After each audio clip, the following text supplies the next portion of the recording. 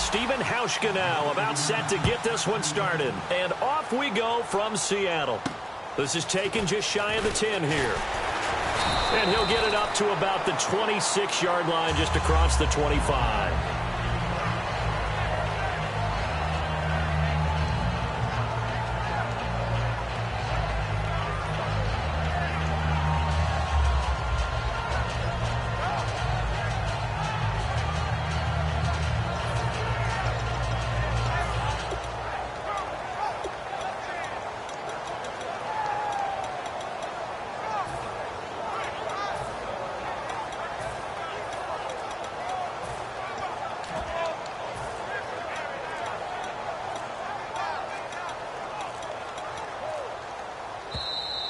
Play clock down to 0, and this is not the way to start a drive.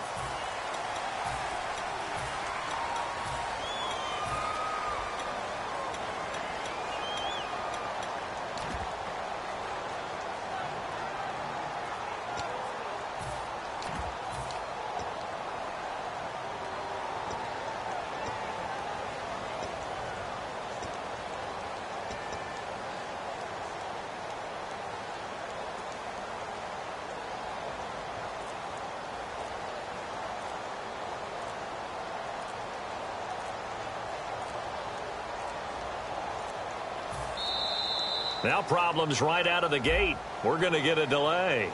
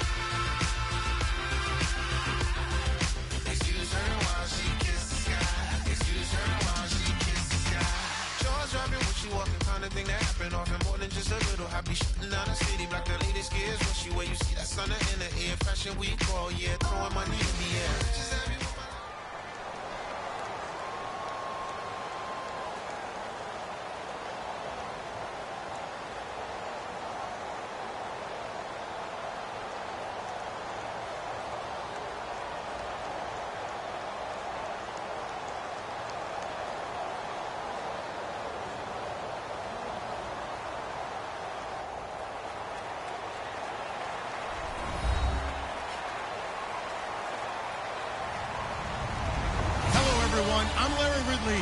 You're tuned into the NFL on EA Sports. As we head towards kickoff, two quarterbacks will be on the field today trying to push their team to victory. It's Osweiler's Texans going up against Wilson Seahawks.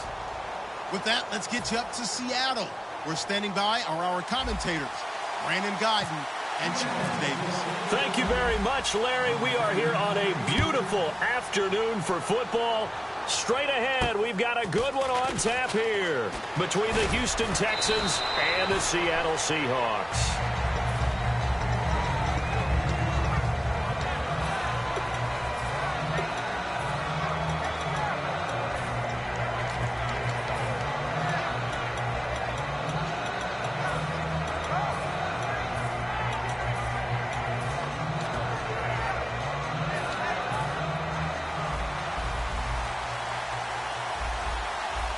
They'll come out in the pistol. On the ground, this is Lamar Miller. Officially no gain on the play, and it's second down. Offensive starters here. Wide receiver DeAndre Hopkins, a talented wide receiver. And he's still looking for that ultimate recognition. He wants to be mentioned with the best receivers in the game. His numbers suggest that we should do so. On second down, here's Miller. And he takes this up right near the 45-yard line. I know his team didn't win, and the numbers may not be overwhelming, but I have to admit to you, I'm a huge fan of Lamar Miller in his game. Run it, catch it, and he doesn't mind taking the football in any situation. He had 61 yards, so you're right, not an amazing game in Week 7, but that was on the heels of 149 against the Colts in Week 6. He was also battling a sore shoulder in that game as well. Here's Osweiler to throw. And incomplete. The contact made the ball roam free and brings up fourth down. As tight ends go, he might not provide the super flashy plays very often, but he's pretty reliable. Usually an excellent target and normally catches what's thrown to him, but he didn't on that play. And how about the call here? They need 2 yards in their own territory on fourth down, and they're going to go for it. Check, Patriot!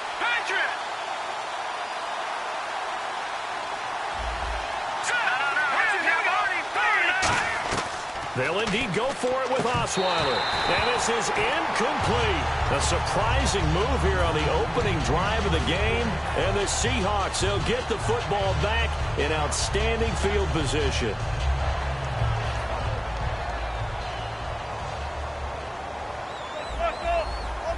They'll put 2 receivers left, 2 to the right.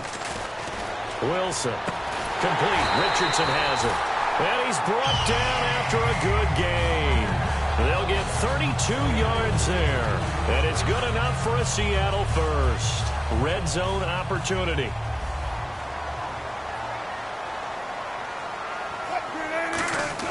From the red zone now, here's Wilson on first down. Drops it underneath for Rawls. It's a good gain of 11, sets him up first and goal. We always talk about having to read defenses and how complicated that is. Well, this was an excellent read. Read the pressure and got rid of the football before it even got to him for a nice game. And when they're blitzing like that, running back usually a good spot to go with a football? Without a doubt, because he's right in your sight line or he's near you. So you're able to just get it to him easily. And once he gets in space, that's usually a good... And he will take this one in for the Seattle touchdown. C.J. Procise punching it in from a yard away. And the Seahawks have taken a first quarter lead. Hauschka now to send this one away following the score.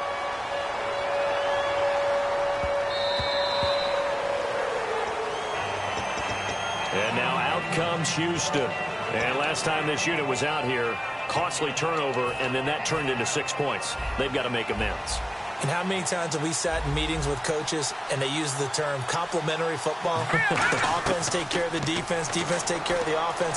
That didn't happen on the last possession. This is a chance for them to pick themselves back up and help their team. Yeah, we'll see if they can recoup and recover. The Seahawks, here's their defensive lineup. Michael Bennett is one of the best pass-rushing defensive linemen in the game. Normally plays defensive end, but when they go to those nickel packages and he works inside, look out, offensive guards. You got a problem. And he'll slip his way up across the 30 to the 32.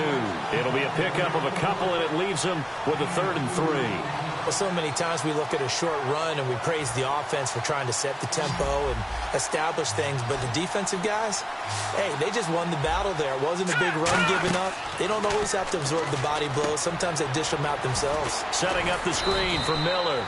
And he's going to have the first down at about the 38. They get 6 on the pickup there as the drive will continue. Would it be safe to say that as precise as routes are supposed to be run in the NFL, maybe they're not quite as precise in college ball? That's accurate, yeah. And I think we saw a college route in the NFL there. Just find the soft spot, find the dead zone, and find the first down. And that's what he just did. Tough matchup for Hopkins in Week 7. He's going up against Aqib Talib for a lot of that game and could only muster 36 yards. But it's the type of challenge I know that top #1 receivers relish, and I'm sure DeAndre Hopkins did exactly that. excellent job by Aqib Talib on the defensive side. But I think it points to DeAndre Hopkins and his new quarterback, Brock Osweiler, still having to put in some time to get to know each other a little bit better. The ball popped in the air and intercepted. Picked off by the all-pro free safety, Earl Thomas. And a big turnover there as his guys will get the football back.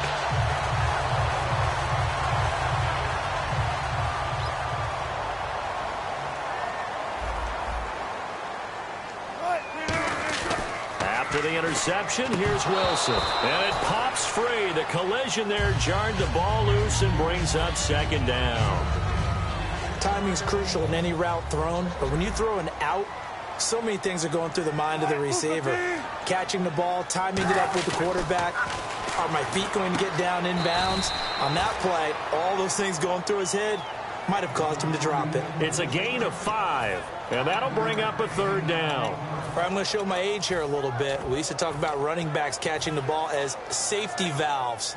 Nowadays, they're a big part of the passing offense. Quit acting like you're so old. You're only 65. And he finds Jimmy Graham.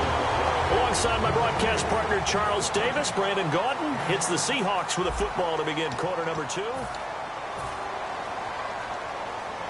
And on the outside, they're playing press coverage. They'll put 2 receivers left, 2 to the right. On 1st and 10, it's Wilson. And some room to work. Wilson hit. It's loose. It's out. Fumble. And his guys are going to take over at the 39-yard line. And now out comes Houston. Looked like they had something going last drive. Then the interception happened. Will they recover? The memory they need to keep with them is that they did have something going. They were moving the ball on offense, had a nice sequence going. Don't worry about the other part. You can't get that back. Lamar Miller, touchdown, Houston. Lamar Miller, 38 yards. And the Texans are an extra point away from tying this football game.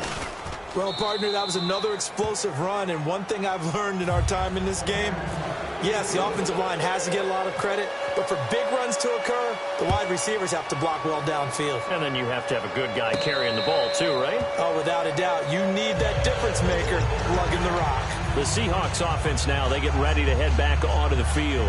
And they had the fumble last time that led to a touchdown. That's a no-no. We'll see what they do here this go-around. A big no-no. Put that in capital letters. Turning it over, the other team takes it down and scores. That can be a deflator for a football team. Now it's up to the offense to get back out on the field and pick things up. They're out there. We'll see if they can pick those things back up. I don't care how many times you tell the story, it never loses its luster for me. Doug Baldwin, undrafted out of Stanford, and plays like a #1 receiver should in the NFL. I don't care how you cover him. I don't care that his size isn't great. He's the one that typically comes up with the football. Absolutely. His roots go all the way back to Gulf Breeze, Florida, where he's from, right on the water near Pensacola, and then, of course, to Stanford, and, boy, he's been good. So the incomplete pass brings up second down. They'll come out in the pistol. Now Wilson, and a hit jarred it loose. It's incomplete. Whenever I see a drop like that, I have to kind of take a step back and check myself a little bit. So used to seeing those big guys make big-time spectacular plays that when they drop one, I have to remind myself, we ask a lot out of these guys. Block and catch the football, not easily done in today's NFL. Everyone's got to be able to catch the football. Doesn't matter what position you play, but if you're on offense, be aware a ball may come your way. Going to Rawls on the dump-off. And he's brought down. A nice pickup there of 11 yards, and it'll move the sticks. So they're operating in the red zone. And at his size, he's a smaller back. You can get him the football. He can kind of get lost, make someone miss. It's good for him. Yeah, it's great for him. I like what you said there. Sometimes he gets lost in the traffic a little bit. But get him out in the open field into some space. That plays to his strengths the best and keeps him out of it where all the big boys are, you know, make someone miss in the open field. And now they're inside the 10 as he's brought down at the 9.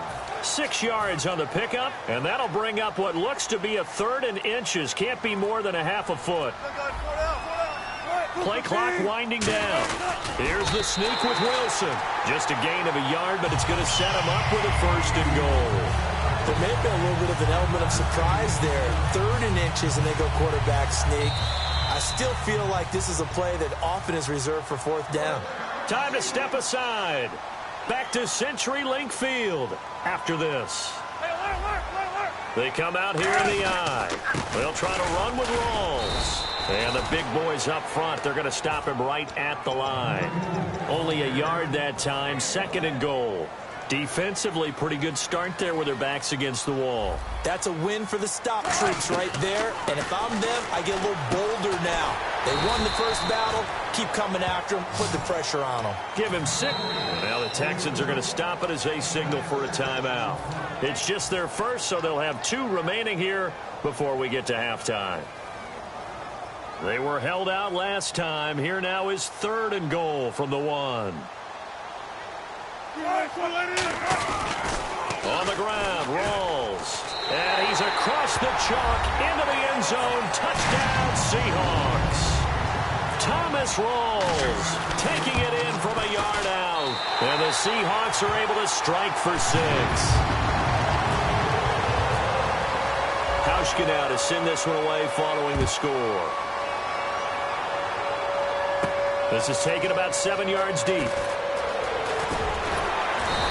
Pretty good return here. He'll be stopped just shy of the 25 at the 24-yard line. The Texans offense now, they get set to head back on the field here. And they're hoping to capture some of that magic they had last time out when they were able to put together a scoring drive. But they're still down here, Charles.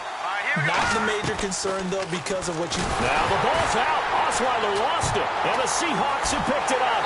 And they bring this one back.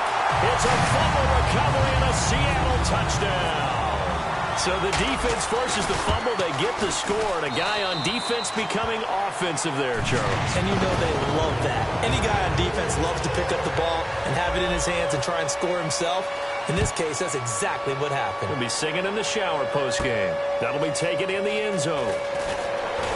And he'll take it back to about the 19-yard line. And now out comes Houston.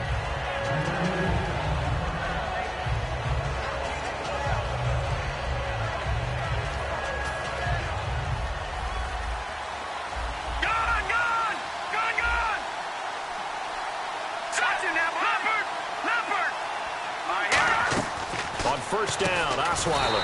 He's got Fuller. And he goes nowhere. He'll lose yardage back at the 17.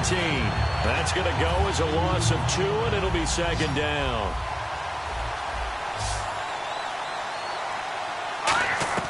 Now Osweiler on 2nd down. Eluding the pressure right. And he'll be out of bounds at the 25-yard line. They'll give him 8 on the play, and just like that, it's 3rd down. Okay, he's not going to get the first down, but this is still a nice job of buying some time and then running to get to the sideline and get out of bounds and avoid the big hit. Now it's Osweiler. He'll try and set up the screen. It's complete. And all the way inside the 35 before he goes out of bounds. A well-executed screen pass means the offensive line has bluffed the defenders. They make them think that they can just get through and get to the quarterback. Instead, they're setting them up. Little screen pass, lofted over them, and now they're in front, and they get downfield for big yardage when they do it right. Flushed out right, and almost intercepted. It would have been his 2nd pick of the game. Instead, it'll be 2nd down. So they're still at the original line of scrimmage here. 2nd down and 10. From the shotgun, Osweiler. On the right side, this is Miller. And he is out of bounds, but not before taking this inside the 10 to the 7. Now that's the way you run offense. Understanding your clock situation. Excellent job getting to the sideline and getting out of bounds. That's the way to conserve time. Osweiler will throw again. And no escaping this time as he'll go down. They got him for a sack. Now hold everything here. We're going to get a timeout by the offense. So that means they're down to 1 remaining here as we head toward halftime. Detroit, set, 3-19. 3-19. Watching that party. Hurry up, here we go. Watching that party. On 2nd down, Osweiler.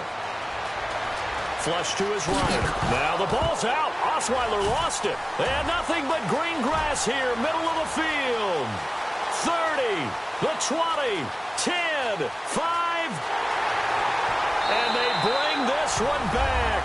It's a fumble recovery and a Seattle touchdown. This first half has been a nightmare for that offense. Defense just dominating them.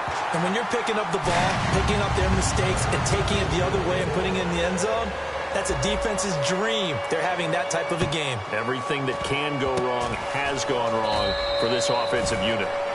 So we've hit it. And actually, Larry, hold that thought. We're right back to the action.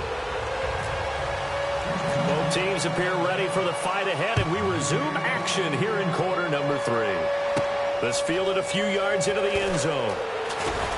And he'll get it up past the 20 to the 22-yard line. Here come the Seahawks now, set to take over on offense. They built a good first-half lead. Now they have a chance to add on to it. And what I'm thinking is that the offensive staff spent the entire halftime just working with them on, here's what we think they're going to do to attack us in the second half. Nice first half that we've had, guys, but be prepared for some change-ups. We're going to see them when we kick it off in the second half. See how they handle any adjustments that might be made defensively.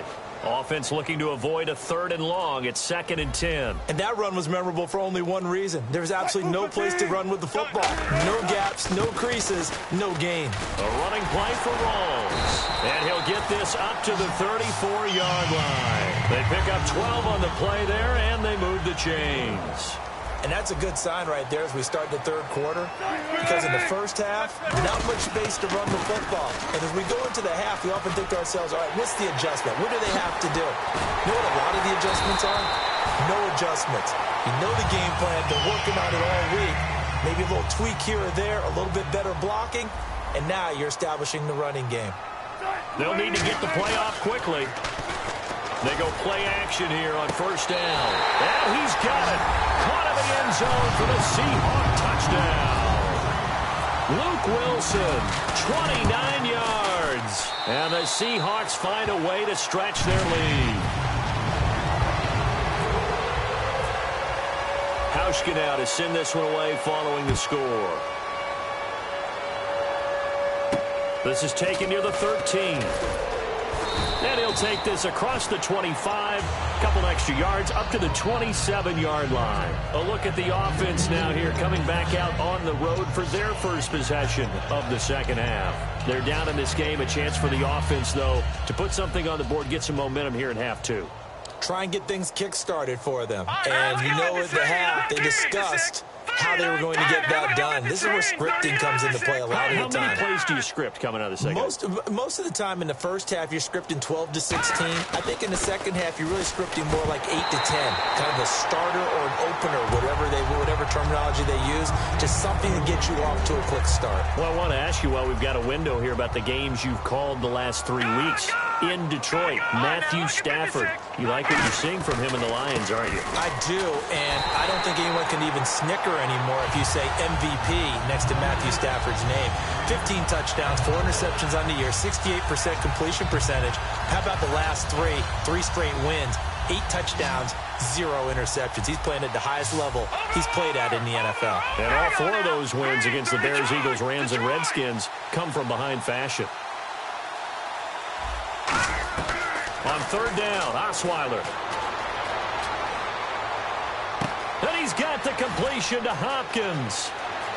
DeAndre Hopkins, he's all alone. And he takes it down deep into enemy territory.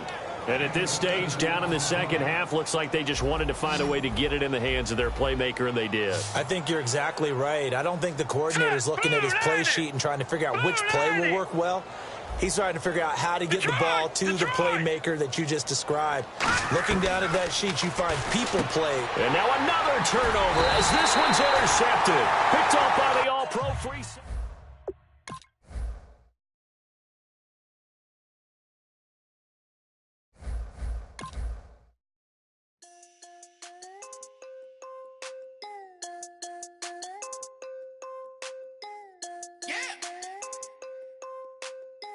Steve,